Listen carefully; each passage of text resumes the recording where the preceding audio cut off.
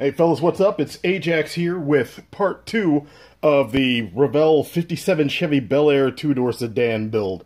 And what I'm going to concentrate on here in this video, or rather update you about in this video, is the bodywork. The last time you saw the body, it was in a gray primer, and I was talking about the need to deepen the panel lines, and I've actually gone in and done that. And over the course of the past couple of weeks, I've revisited this kit and this body.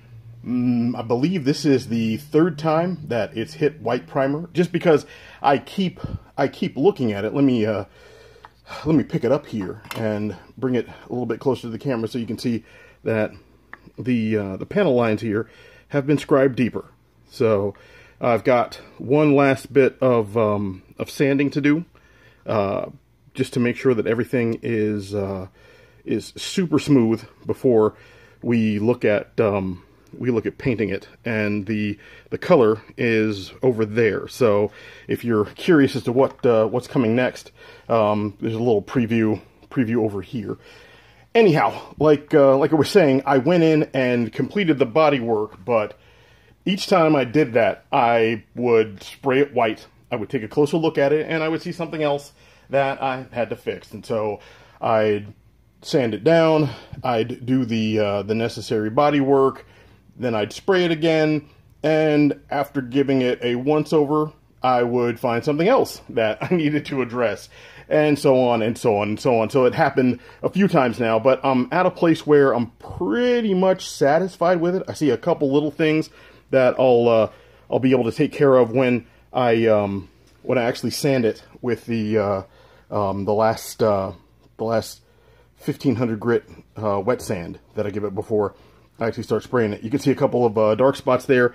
It was actually some filler work that I did, and then you'll see it if I can point it out here. I'm not sure if it's going to show up on the camera, but there's also a little bit right there that I touched up as well. And the up front here, like the headlight assemblies up there, that area was particularly tough to work with, but thankfully I was able to get all the little bits and pieces taken care of and sanded. And as a heads up for guys who haven't built this kit yet or have been thinking about it, and those of you who are watching along in the series and have built this kit before, you know already, one of the things that I went through and did multiple iterations of sanding and fixing are these scallop lines here, the lead line on top of the front quarter panel fenders.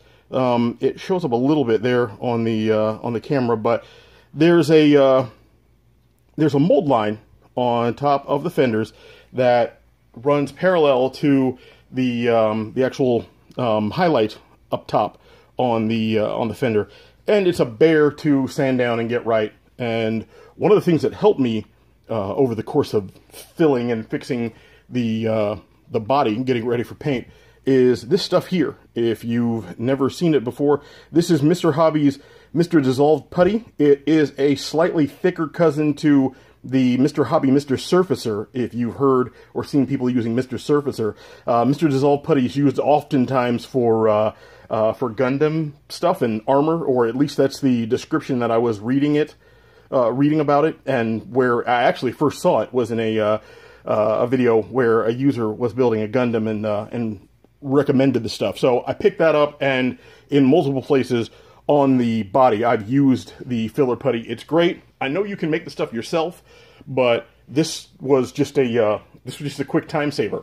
I don't have to worry about like adding to it or subtracting from it, and to be quite honest, I haven't messed with making my own filler putty with styrene stock or leftover styrene strips, so I wouldn't really know where to begin. But that stuff's been great because it's lacquer based. I was able to thin it out and get it to run into the places or the areas that I needed it to, and it helped fill the body out pretty well. So there it is. That's where the body sits right now. Got the hood sanded down as well, so that the hood fits on the kit with a little bit of wiggle room. It sits properly, but it was really, really tight before, and I knew that if it was this tight with the, pardon me, with just the primer on board, that it was definitely not going to fit once it came time for multiple coats of paint and then a clear coat.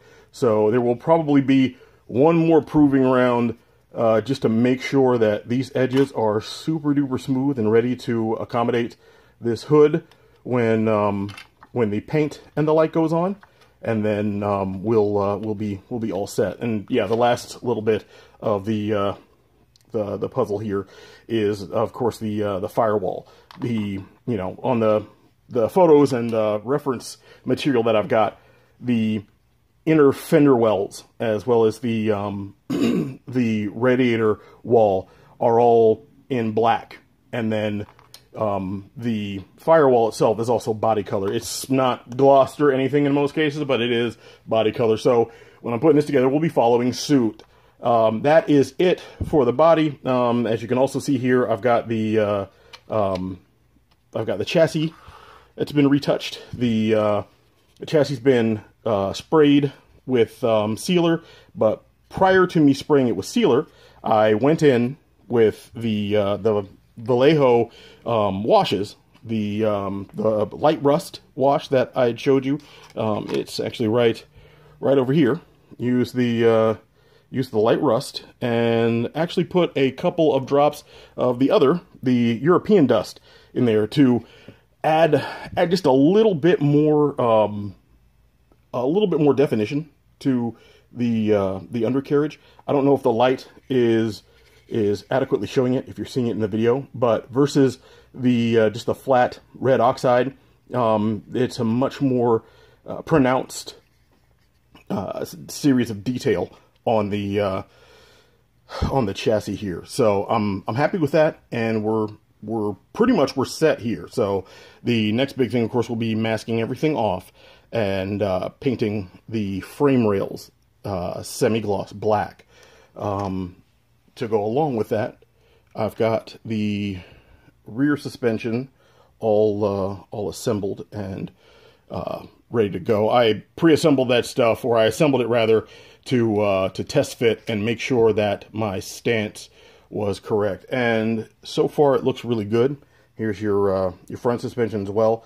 Don't know if the camera will pick it up, but I've actually lowered both the front and rear suspension. And I know that the 2-in-1 kit comes with lowered suspension, but the lowered suspension that the kit comes with actually doesn't accommodate the stock wheels. I, of course, could have done some clipping and the like there, but like I said, I've got plans and designs for the suspension and several of the other pieces in the kit later on down the line. So the stock suspension, rather, excuse me, had to be adjusted to get the look that I was going for. So that's pretty much it for the discussion of the body and the like. Most everything else, actually, yeah, everything else is painted. I've got the looking off to my right, and I see the exhaust and the bits and bobs for the engine, as well as the block itself, have all been painted. The block right here, and it is a very, very bright Chevy engine red, and of course the aluminum transmission. So it's good to go. In a future video, I'll actually try and do something along the lines of what modeler Paul Turley does with the under the looking glass for his engine blocks, because I want to add a little bit more detail than I have in the past. So there's the block, and it's on its way. So like I said, that's going to wrap it up for this video here.